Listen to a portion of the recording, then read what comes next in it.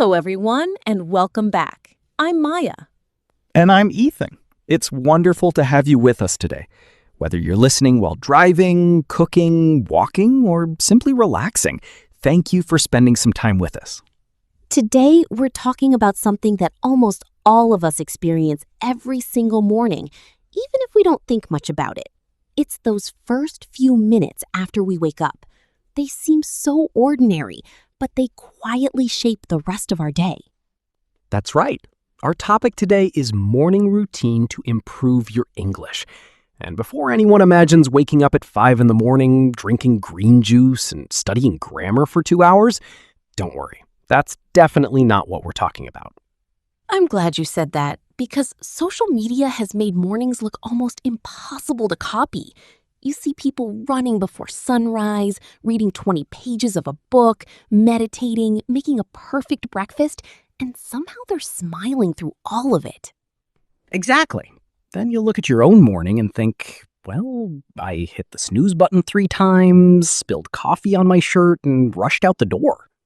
I think a lot of our listeners are smiling right now, because that's much closer to real life. It really is. And here's something interesting. Improving your English doesn't require a perfect morning. It only requires a consistent one. That's such an important difference. It is. People often believe they need more time when what they really need is a small habit that fits naturally into the life they already have. Can I ask you something? Of course. When you think about your own mornings, what's the first thing you usually do? Honestly? Always honestly. I usually sit quietly for a minute before touching my phone. Years ago, I realized something strange. If I checked messages immediately, my brain no longer felt like it belonged to me. Suddenly, I was thinking about work, news, notifications, and everyone else's problems before I'd even had breakfast. That's interesting, because I've noticed exactly the same thing. Really? Yes, it's almost like your mind is a clean whiteboard when you wake up. The first thing you write on it stays there much longer than you expect. I like that image. So nowadays, I try to protect those first few minutes. Sometimes I make tea. Sometimes I just sit by the window. And sometimes I'll listen to a short English podcast while everything is still quiet. That's actually a perfect example of something psychologists call priming. That's one of those words people hear but don't always understand. True, priming simply means your brain is influenced by whatever it experiences first. Imagine walking into a bakery. Before you even buy anything, the smell of fresh bread changes your mood. That's true. Suddenly you're hungry. Exactly. Your brain starts preparing for something before you're even aware of it. Morning routines work the same way. If the first thing your mind experiences is stress, your brain prepares for a stressful day. If it's calm English conversation, your brain prepares differently. I love that, because learning English isn't only about vocabulary. It's also about creating the right emotional space. Absolutely. Let me tell you about someone I met a few years ago. She worked in a busy hospital, and her schedule changed every week. Sometimes she worked nights, sometimes early mornings. She kept telling herself, "I don't have time to improve my English." That's something many people say. Yes, but one day she stopped trying to find an hour. Instead, she found 10 minutes. Just 10? That's all. Every morning, while waiting for the bus, she listened to the same type of English conversation podcast.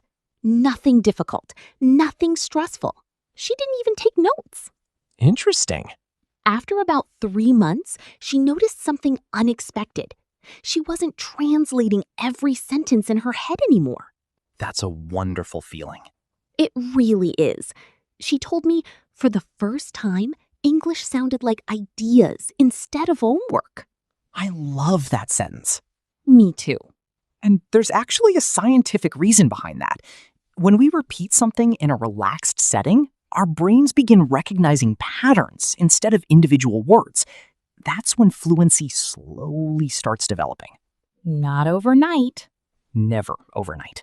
Little by little. That's a great expression for today's episode. It really is. Little by little simply means progress happens one small step at a time. Exactly. Imagine filling a bucket with drops of water. One drop doesn't seem important. But thousands of drops eventually fill the bucket. That's how English works.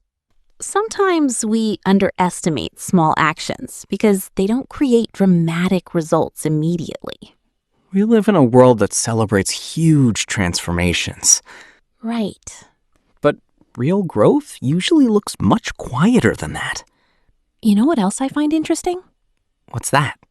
We rarely question our automatic habits. That's true. We wake up, Grab the phone, scroll, read messages, maybe check the weather, watch one short video. then another. Suddenly 20 minutes have disappeared. It's amazing how quickly that happens. It really is. And here's an expression many native speakers use. Time slips away. I like that one. If time slips away, it disappears without you noticing. That's exactly what happens with social media in the morning. Yes, but imagine replacing just 10 of those minutes with English. The interesting part is you aren't adding something new to your schedule. You're replacing something. That's a much easier habit to build. It reminds me of another story. Go ahead. A friend of mine commuted by train every morning. The journey took about 25 minutes. For years, he spent that time scrolling through random posts online. Sounds familiar? One January, he made a tiny decision. Every Monday, Wednesday, and Friday, he'd listen to English instead. Not every day? No, that's what surprised me. He deliberately chose 3 mornings because he knew 7 days felt overwhelming. That's actually very smart. Sometimes making a habit smaller makes it stronger. That's such a powerful idea. 6 months later, he wasn't just understanding podcasts better. He felt more confident speaking during international meetings at work. So the habit quietly spread into other parts of his life. Exactly. Confidence has a funny way of growing.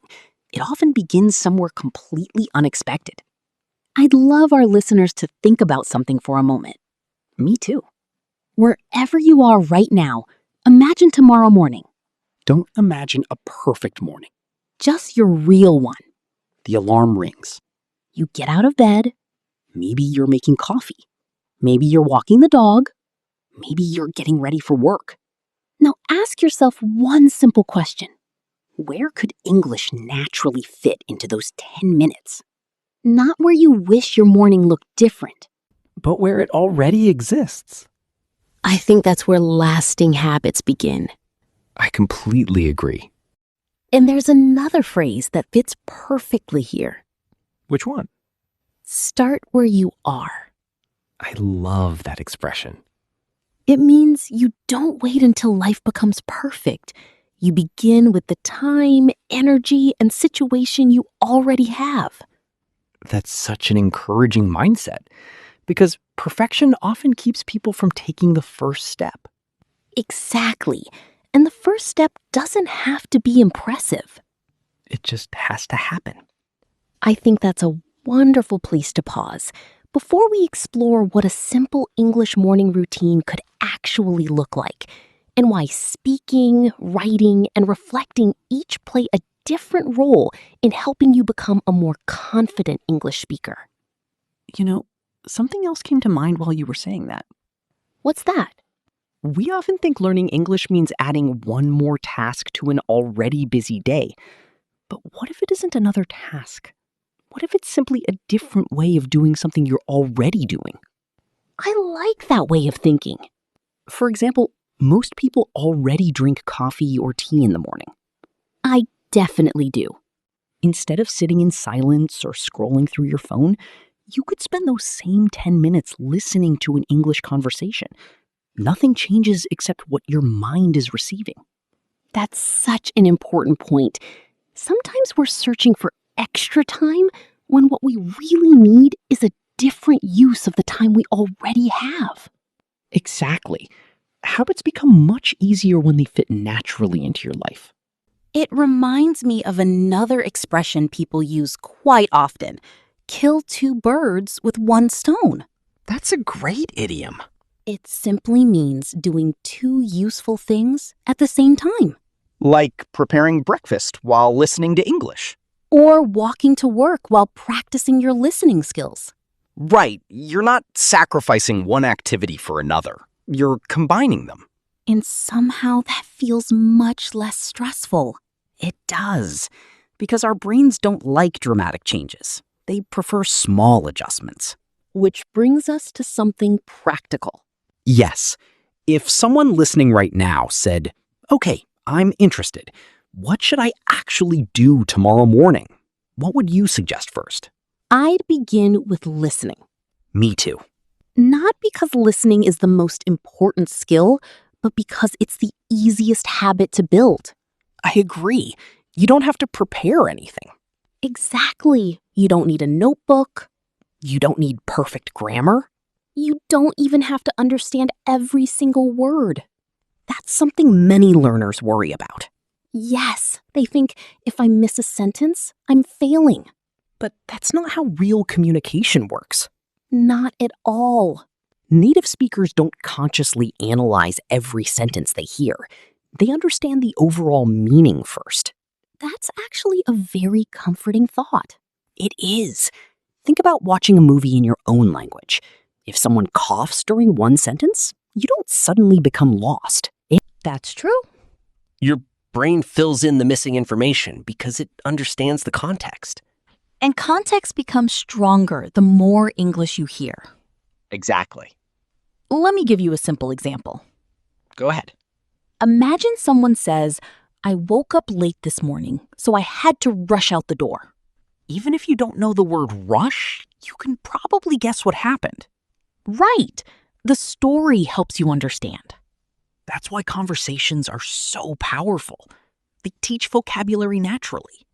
Speaking of vocabulary, there's another expression I love. Which one?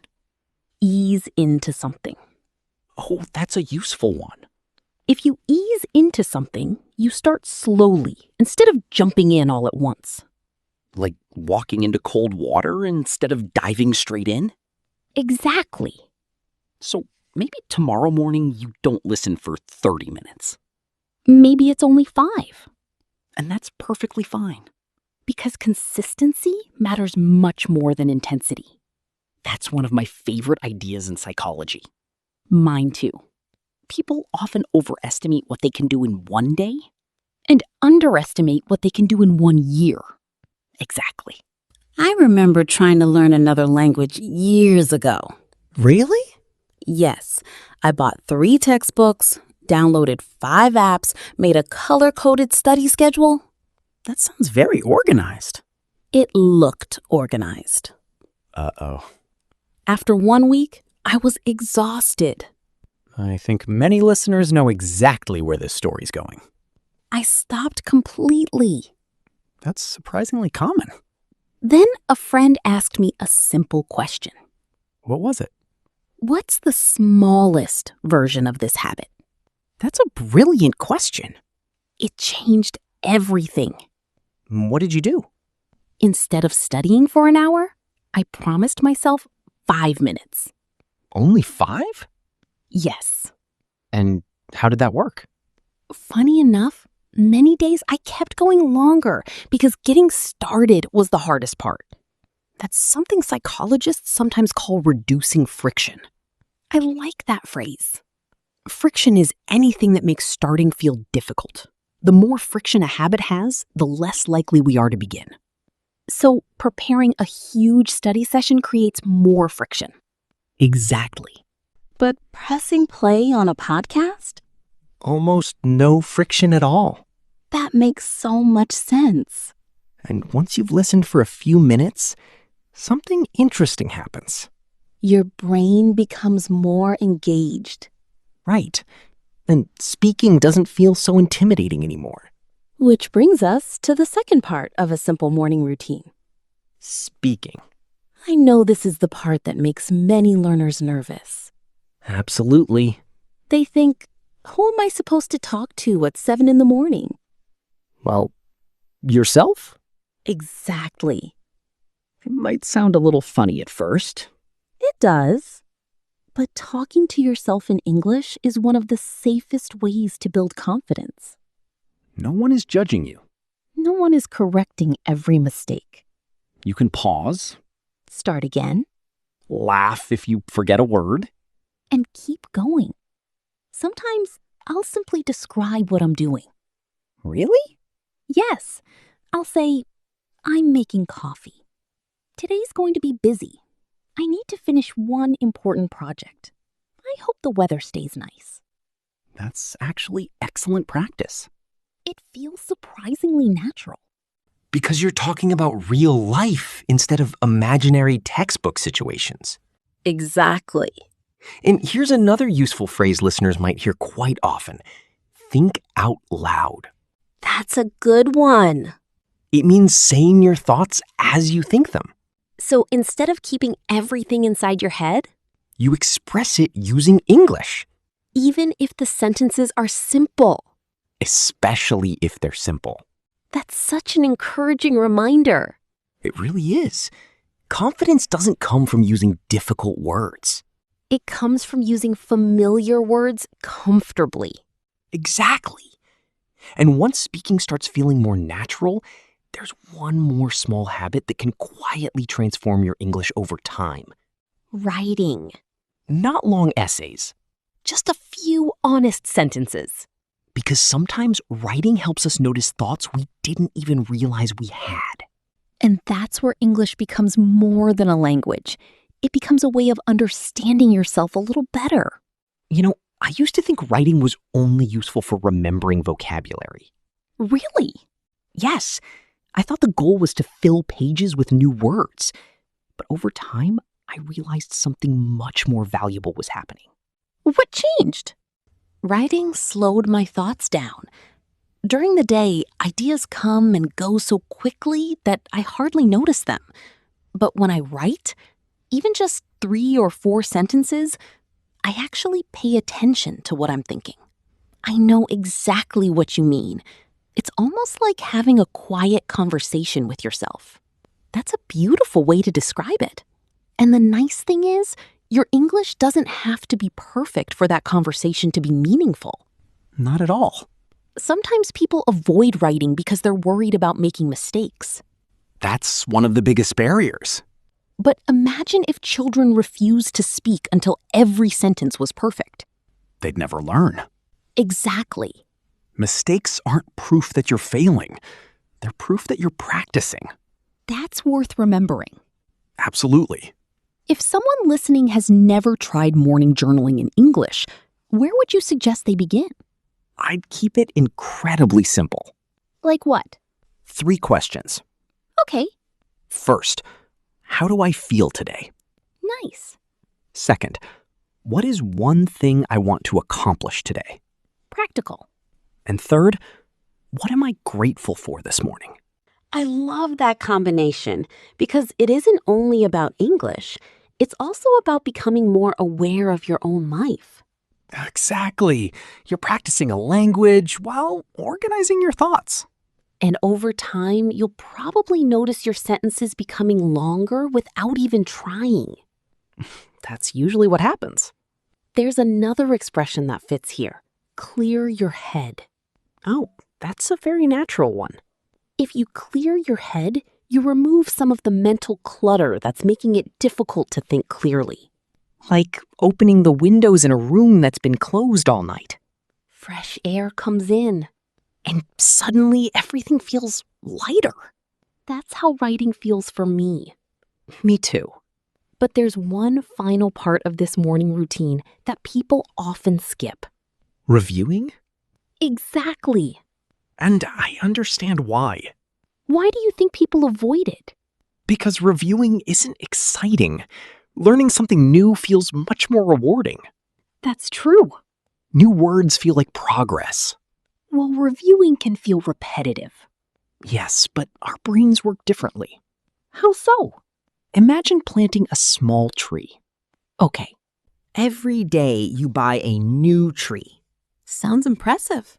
but you never water yesterday's tree. Eventually, none of them grow. Exactly.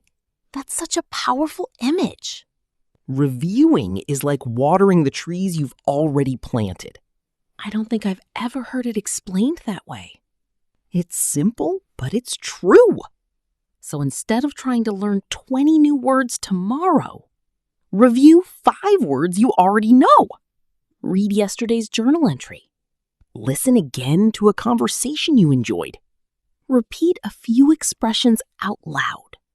Those small moments strengthen your memory much more than constantly chasing something new. That reminds me of another phrase listeners might enjoy. Which one? Stick with it. That's an excellent expression. If someone tells you to stick with it, they're encouraging you to continue, even when progress feels slow. It's something we all need to hear from time to time. Definitely. Because there will be mornings when you're tired Or busy. or simply not motivated. Motivation comes and goes. But routines stay. That's such an important distinction. Motivation is emotional. Routine is practical. Exactly. Some mornings you'll feel excited to learn English. And some mornings you won't. But if your routine is simple enough, you'll still do it. That makes me think of a friend who started exercising. Oh. He told himself he only had to put on his running shoes. Not run? Just put on the shoes. I like that. Most days, once the shoes were on, he ended up going outside anyway. That's another great example of reducing friction. Exactly. Maybe your version is simply opening your podcast app. Or writing today's date in your notebook. Or saying one sentence in English while making breakfast. Tiny beginnings often lead to bigger actions. They really do. I'd like to invite our listeners to pause for another moment. Me too. Think back to this morning, Not last week. not next month. Just today. Was there a moment that disappeared without you noticing? 5 minutes waiting for the kettle to boil? Sitting on the train? Waiting for a meeting to begin? Standing in line for coffee? Those small moments often feel too short to matter. But together, they can become the foundation of a completely new habit. And perhaps that's the biggest lesson from today's conversation so far. Improving your English isn't always about finding more time. Sometimes it's about noticing the time you already have. And choosing to use it with a little more intention. Because when small moments are repeated day after day, they slowly become part of who you are. And once that happens, learning English no longer feels like something you have to remember to do. It simply becomes part of your morning. You know, there's something we've been talking about throughout this episode without actually saying it directly. What's that? We've talked about listening, speaking, writing, and reviewing. But underneath all of those habits is something even more important. Consistency? Exactly. I was hoping we'd come back to that, because consistency is one of those words everyone understands, but very few people truly appreciate. That's interesting. What do you mean by that? Well, imagine 2 people. Okay. The first person studies English for 3 hours on one Saturday every month.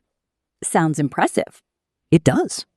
And the second person, they study for just 10 minutes every weekday morning. At first, that doesn't sound nearly as exciting. Exactly. But after a few months, the second person usually makes much more progress because the habit becomes part of daily life. Right. Our brains love repetition. Every time we repeat a small action, we're strengthening a pathway in our minds. Almost like walking across the same field every day. That's a wonderful image. At first, there's no path. Then the grass begins to bend. Eventually, a clear trail appears. Learning English works in a very similar way. Every morning you return to the language, you're making that mental path a little easier to follow, which means speaking becomes less stressful. Listening becomes more natural. Reading feels faster. And thinking in English begins to happen without so much effort. There's another phrase that fits perfectly here. Let me guess. Go ahead. Practice makes progress. Exactly. Some people say practice makes perfect. But I actually prefer practice makes progress. Me too. Because perfection can feel impossible.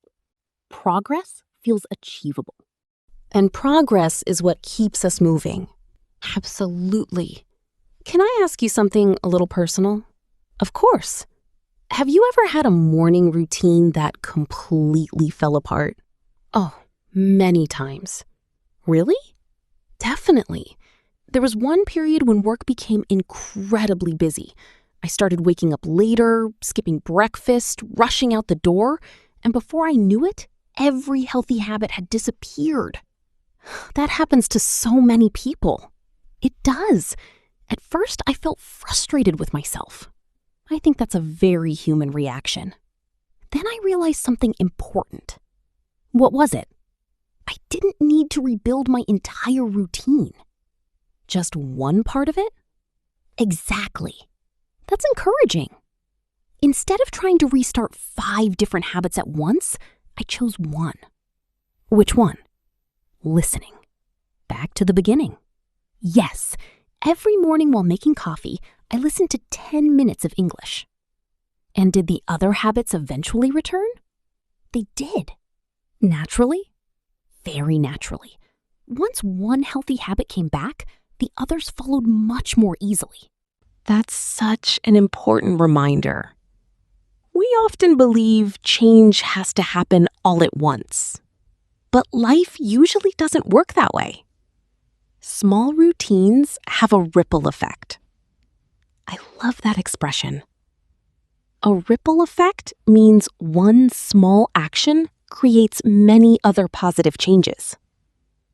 Like throwing a tiny stone into a calm lake. Exactly. The splash is small, but the circles keep spreading outward. Maybe your English routine helps you feel more confident. That confidence helps you speak during a meeting. That successful conversation motivates you to keep learning. One tiny habit quietly changes much more than you expected. That's why I think mornings are so special. Me too. They aren't just the beginning of another day. They're another opportunity. Another fresh start. Exactly. And the beautiful thing about a fresh start is that you don't have to earn it. Tomorrow morning arrives whether yesterday was productive or not. That's comforting. It really is. If yesterday wasn't your best day, tomorrow gives you another chance. If you forgot to practice, you can begin again. If life became busy, start small. That's really the message we've been exploring throughout this conversation, isn't it? I think so. Learning English doesn't have to compete with your life. It can become part of your life. One conversation while making breakfast. One sentence spoken out loud. One short journal entry. One quick review before leaving the house. None of those moments seem extraordinary on their own. But together, they tell a very different story. The story of someone who keeps showing up. Day after day. Little by little. Morning after morning. And eventually, without even realizing exactly when it happened, English begins to feel less like something you're studying and more like a language you're actually living. I couldn't think of a better way to say it. And that's a wonderful place for us to finish today's conversation. We hope this episode reminded you that meaningful progress doesn't always come from making huge changes. Sometimes it begins with one quiet decision tomorrow morning. Thank you so much for spending this time with us. Whether you're listening over breakfast, during your commute, or while enjoying a peaceful moment with a cup of coffee, we're truly grateful you chose to be here. Keep being patient with yourself. Celebrate the small wins. And remember that every little step you take today is helping build the confidence you'll have tomorrow. Before we go, we'd love to hear from you. What's one small English habit you'd like to add to your morning routine starting tomorrow? Share your answer in the comments. Your idea might inspire someone else to take their own first step. Thanks again for listening. Take care of yourself. Keep learning, keep growing, and we'll see you in the next conversation.